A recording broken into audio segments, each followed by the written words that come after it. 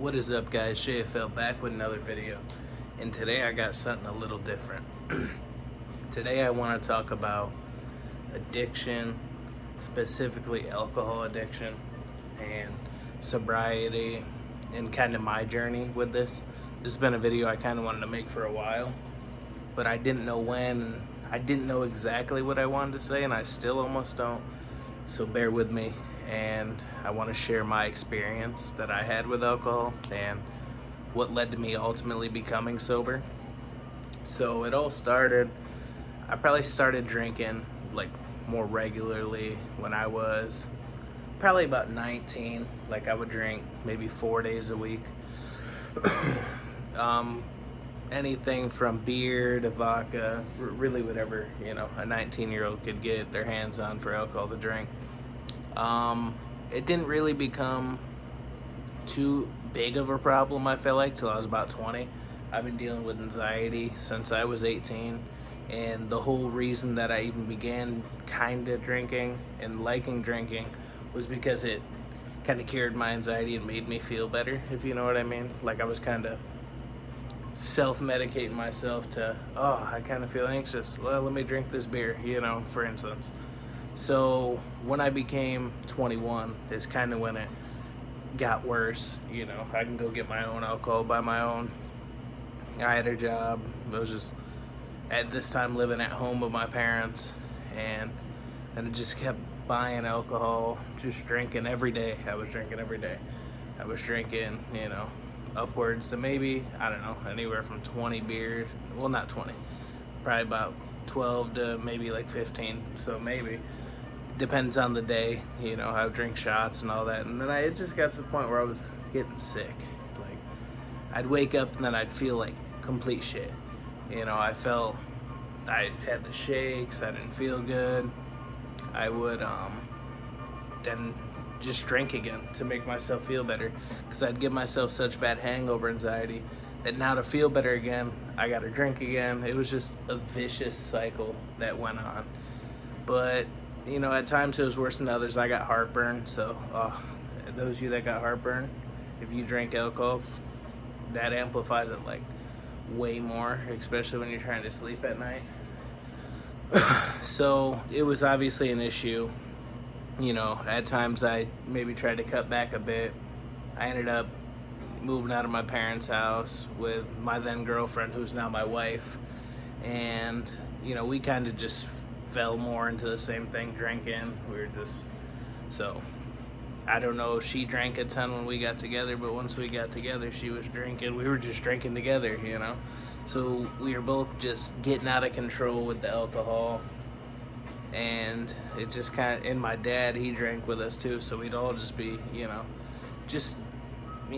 drinking for fun. That was what I did. That was my hobby, which is crazy because growing up, I had so many hobbies. I still do now. I go play baseball and stuff. When you're sitting there drinking, you're not going to play baseball. You're just sitting there having alcohol to what you think is making yourself feel better, but you're really not. And I don't got anything against alcohol, just be careful, And I wasn't thinking. I know my mom said it a few times, like, oh, you're just drinking way too much. It's like, yeah, no, I know, And I always told myself, it's like, oh, I'll quit, I'll slow down, But it just doesn't happen.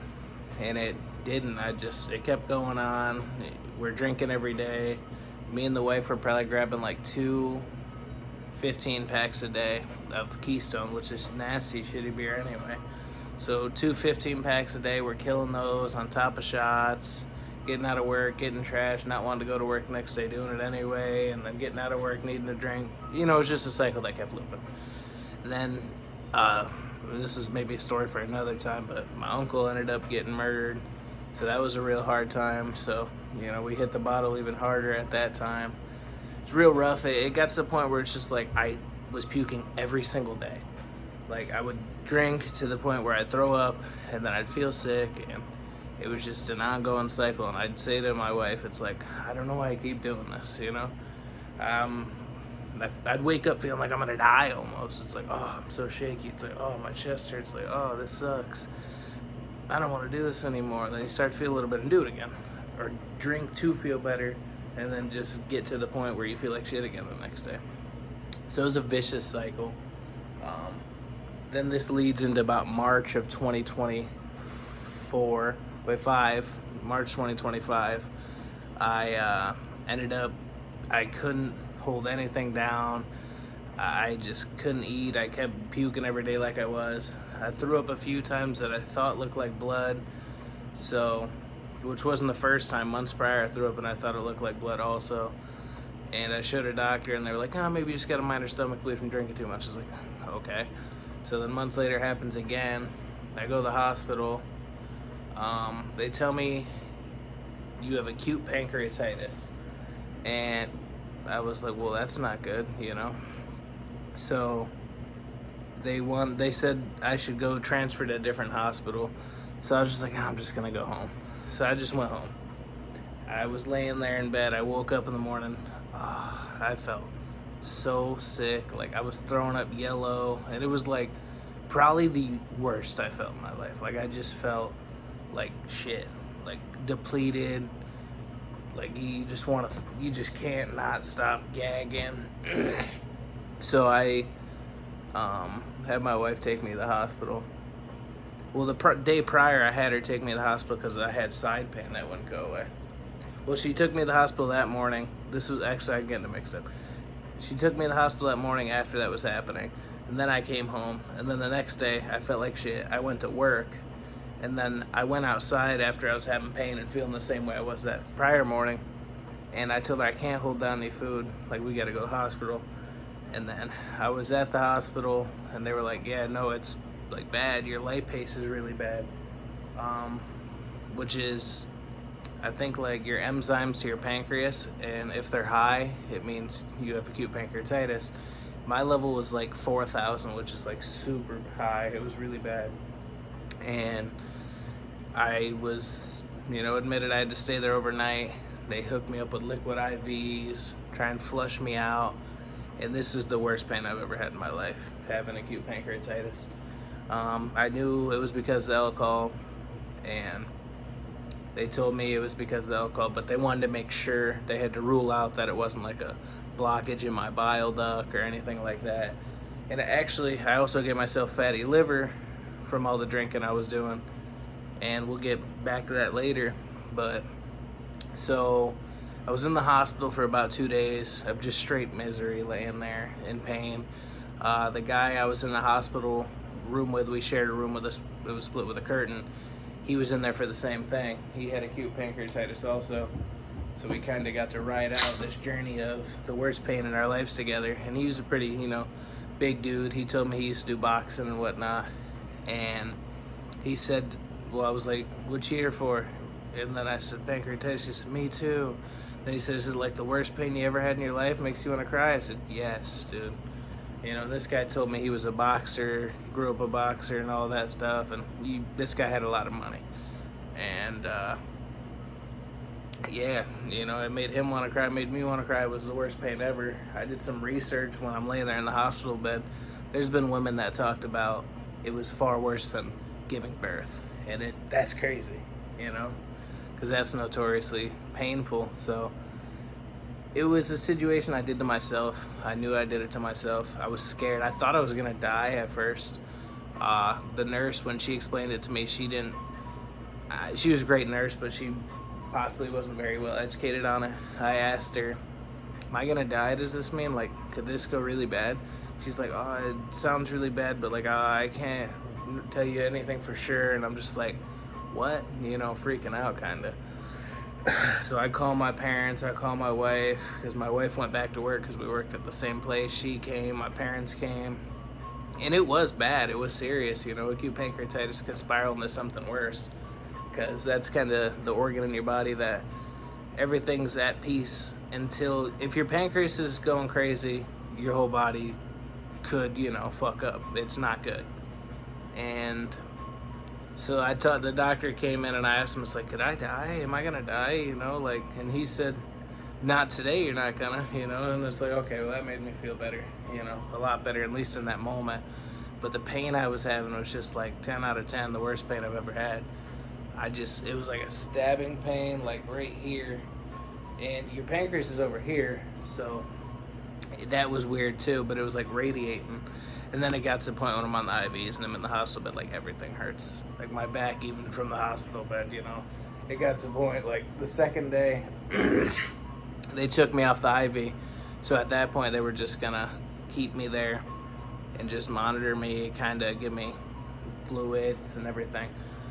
But no longer through the IV at that point. They wanted to see if I could hold down food. So the first day I went there, they like hooked me up with stuff for pain. They gave me morphine, and it instantly made me panic, and I felt like shit. And I said to my wife, it's like, oh my gosh, like I hate how that made me feel. She said, yeah, I hated it when I got it, when, you know, I had appendicitis surgery. And I was just like, damn, you could have told me, you know. It's not her fault, obviously, but in the moment, I'm just trying to make light of how I felt. So, sorry. So yeah, this sucked.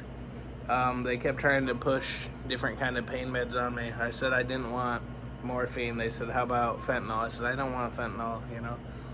I'm trying to get off alcohol. The last thing I want is to take things like that.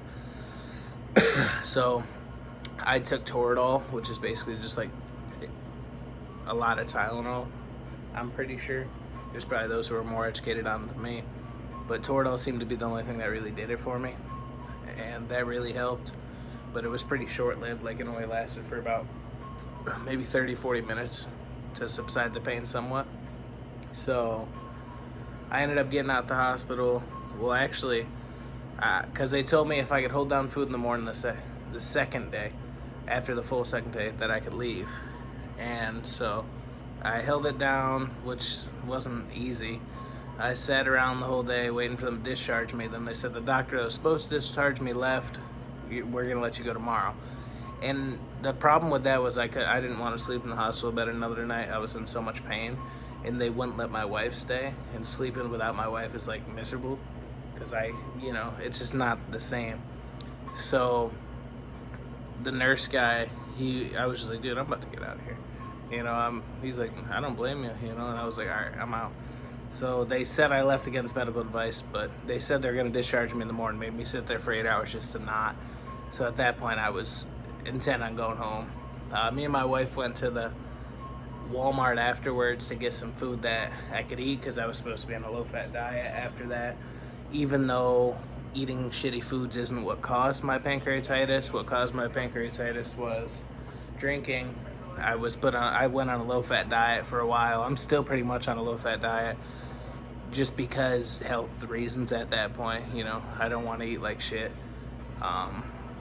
So we left the hospital, we went to Walmart. I could barely walk out the place at Walmart. I felt like a goof riding around one of those carts, but I deadass couldn't walk. Like, I could, but barely, you know, and I got nauseous if I walked for long amounts of time. So I was out of work for a month probably, of just fucking being in pain basically. And so we went home. Same thing, I just rested up for the month, kinda. My wife, God bless her, she's a great woman, she took care of me. After quitting alcohol, I lost a lot of weight. I was probably like 260 pounds when I was in the hospital, which is the most I've ever weighed. So that was crazy for me to be that much when I was at the hospital, all bloated up and everything. I got down to like 210 pounds that summer after quitting alcohol, which was awesome, you know. It was rough for a little not having the alcohol. Like, they came to me when I was in the hospital, actually, several different times and asked, do I want to go to rehab for alcohol? We know you have a problem with it. You told us how much you drank. This is what caused this. Do you want to go to rehab? And I said no to the first person. They said, okay, left the room. Then this lady comes in and she says, can I talk to you? And I'm like, okay. And they're like, do you mind if I ask your family to leave the room? I'm like, okay. So then my heart kind of sinks. I'm like, what kind of news are they about to tell me? Like, they about to tell me I got cancer or something crazy, you know, where your mind just starts going. So my wife and my parents leave the room, and they weren't too happy about that, and I wasn't either. I was just kind of like, I guess, like. And then she said, do you want to go to rehab? And I was like, looked at her. It's like, I said, you scared the shit out of me. I said, you made my family leave to ask me that? I said, they can come in here, you know, and they came in and they were like, and then I said, no, I don't want to go to rehab. And she's like, okay, and left the room. And then my wife and parents are kind of, especially my wife, she's like, damn, they really had us leave the room for that and had us all worried, you know, like, that's not cool. So that was fucked up. But, yeah, low-fat diet, stayed away from fatty foods. Here I am a year and a half later, alcohol-free, haven't touched a drop of alcohol since. I feel a lot better than I did then. I have put back on some weight. It seems like initially your weight kind of drops after quitting alcohol, then you kind of stable out, it seems like. I don't really know how that works, but I'm trying to lose some weight now, so that's the next video. You're going to see a video of a weight loss journey and me get down to 190 pounds. That's my goal. Right now I'm weighing like 238 pounds, 235. So, but yeah, alcohol, it was just poison. I was poisoning myself. I was making myself sick every day, and it just wasn't worth it. I still get heartburn, but not even half the amount I've used to. Since I always joked about it, like after the first year of no puking, I was like, I haven't puked in a year, because since I quit alcohol, I haven't. I actually did end up puking last month, so I broke my streak, but I ate so much chocolate and I threw it up, which sucked, because why did I do that? You know, I threw up and it was like kind of the color of when I threw up blood before, so I panicked, went to the hospital. They're like, no, it's just probably, it was just chocolate. I'm still not 100% convinced it was chocolate, but I'm sure it was. But my stomach, I still have stomach issues. They're nothing like they were then. So I deal with anxiety, heartburn, you know, all that fun stuff. And it's unfortunate dealing with that being in your mid-20s only. And I'm sure I'm not the only one who goes through that. And there's others who I know go through far worse. If you're dealing with addiction, get help if you need it. And I went about it myself. I didn't want to go to rehab. I just didn't feel like that was right for me. I think being in the hospital while I was getting alcohol for those couple days helped me a lot with the IVs and the vitamins they were giving me. It helped me feel a lot better. I felt a little off for the first maybe week, but I got over it. The doctors don't recommend quitting alcohol cold turkey like that, but I didn't want to go to rehab and get addicted to no volumes or get put on more medication that made me put on weight or just made me feel some other way. It was something I just wanted to overcome myself. And thankfully I did, and I'm glad for that. It was crazy around that time when I was still drinking. One of the last doctor visits I had before I went to the hospital, I was talking about my anxiety, and he told me I had panic disorder. Well, he said, your anxiety sounds more like panic disorder, and was talking to me about my alcohol consumption. And he was just kind of one of those fill-in doctors for when your real doctor isn't really there. And this guy was kind of an asshole. He had some good points, but he was just kind of, I don't know, I just didn't like his demeanor. But I was talking to him, and he said, well, you need to quit drinking alcohol. I said, I'm going to wean off. I want to, like, slow down. I said, I feel like I can quit on my own if I wanted to. He said, no, you can't. He told me I couldn't quit on my own. I would have to go to rehab. With the amount I drank, there's no way I can quit on my own. Quit on my own. I didn't go to rehab, you know. There's nothing wrong with going to rehab whatsoever. I just don't feel like it was for me. It's definitely safe. I know it's a lot safer to do that. But like I said, I feel like being in the hospital for those couple days, those first few days really got me going into me being done with alcohol. So being sober is cool. There's nothing wrong with being sober. And there's nothing wrong with being happy, and there's nothing wrong with feeling better. And there's nothing wrong with having anxiety. And it's a part of life, and it's unfortunate. What mainly triggers my anxiety is physical symptoms. And so I'll just be sitting here, and then, oh, my neck will get tight, or my chest will start hurting. And then I always assume the worst, and then that amplifies everything, and that makes everything worse. For anybody dealing with anything out there, don't be afraid to ask for help. I knew I needed help. I didn't want to ask for it.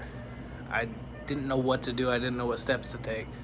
It doesn't always have to come to something bad happening before you make the decision you knew you should have a long time ago. Do what's right for yourself. Do what's right for your body. Don't push it so it goes to something where you're hospitalized. I am thankful to have not been hospitalized again. There's no safe amount of alcohol I can consume again without my body not having that happen again, possibly. So I'm never gonna drink alcohol again. And I prayed to God during that time, and I appreciate God looking out for me. It was a scary time, and I know in that moment I had to say some prayers because it was scary, and I shout out to God for looking out for me in that time where I needed it most. Just feeling scared, helpless, and being in that hospital without my wife, being in that amount of pain was rough, because she couldn't stay overnight. I don't know why they wouldn't let her stay overnight. Some hospitals do, I guess some hospitals don't, but it was rough. I know people have gone through worse situations, so I'm not putting my situation above anybody else's. We're all people, we all have our struggles, we all have our battles, and sitting here and talking about them definitely helps us get over those. So I'm glad to be where I am now. I still have a lot of improvement to do. I still have a lot of weight I want to lose, and I still have a lot of things that I need to do that I haven't. But quitting alcohol, I'm 26 now, so being sober for a year and a half, I feel like a new me. I feel like a better me. I still have a lot of improving myself that I want to do in several different ways. Losing weight being my main, and on top of that, just getting my anxiety under control and my panic disorder under control. I've came a long way in learning how to control that without alcohol, but it's still not easy. I don't take medication for it other than as needed hydroxyzine. I didn't want to take Zoloft or anything like that. I don't want to be on antidepressants. Anytime doctors have told me, well, do you want to be on antidepressants? I tell them I'm not depressed.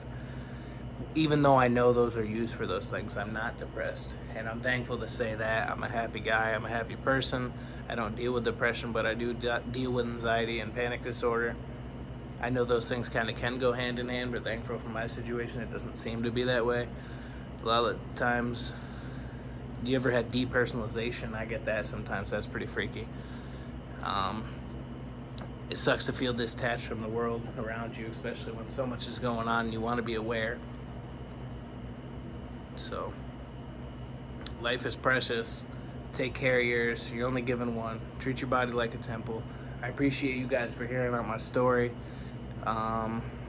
Possibly another time I'll have a talk about everything with my uncle that took a toll on our entire family. And situations are tough, but talking with one another is a step we can make in the right direction to just make sure everything's okay and make sure we all have each other's backs. We're all in this together. We're all people. We all have a life and we all have a dream to thrive towards, which we want to be in life. Maybe talking about what is going on in your life is one step towards the direction that you need to get closer to that dream you want to achieve. I appreciate you guys. I'll see you guys next time. Peace.